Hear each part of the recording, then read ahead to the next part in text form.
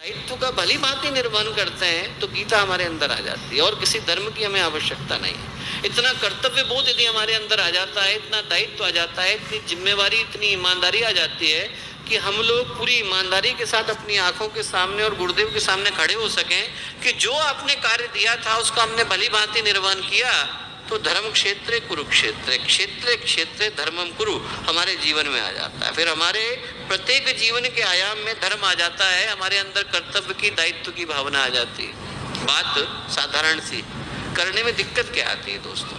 करने में दो तरीके के शत्रु हमारे सामने खड़े हो जाते हैं। एक तो कर्तव्य को करने के शत्रु हैं, कर्तव्य को करने की भावना में शत्रु हैं। कर्तव्य को करने में जो शत्रु हैं उनका नाम है आलस्य और प्रमाद। इस युग में और किसी असुर की आवश्यकता नहीं है। आलस्य और प्रमाद कलयुग ने जो है अपने एम्बेसडर नियुक्त कर दिए हैं कि बेटा तुम लोग जाकर के काम करो, मुझे आने की आवश्यकता नहीं। आलस्य का मतलब है शरीर की जड़ता, प्रमाद का मतलब है मन की जड़ता। शरीर काम करने से मना कर दे तो आलस्य, मन काम करने से मना कर दे तो प्रमाद। कर्तव्य को हम करना चाहते हैं पर कल के लिए टाल करके बैठ जाते हैं। आदमी सोचता है बहुत अच्छी भावना के साथ कि आज से करेंगे, पर अगले दिन वो जो उत्साह है, उमंग है, वो गायब हो जाता है। आलस्य आ गया, प्रमाद आ गया। और दूसरी दिक्कत जो है वो कर्तव्य को करने की भावना में, उनका नाम है राग और द्वेष। कोई तो हमें इतना अच्छा लग जाता है कि उसके लिए हम सब कुछ करने को तैयार हो जाते हैं, साहब उसके लिए अपनी गर्दन भी काट करके दे देंगे।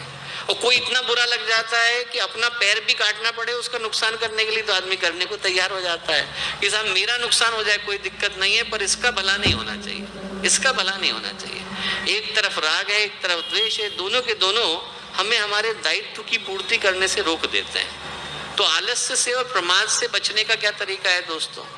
आलस्य से और प्रमाद से बचने का बड़ा साधारण सा तरीका है कि जो भी काम मिले, गुरुदेव का कार्य हमें मिल रहा है, वो इस भावना के साथ करें कि हमारा अपना कार्य है। यदि अपने कार्य का भाव आ जाता है तो दोस्तों फिर मन में कोई भेदभाव नहीं रह जाता।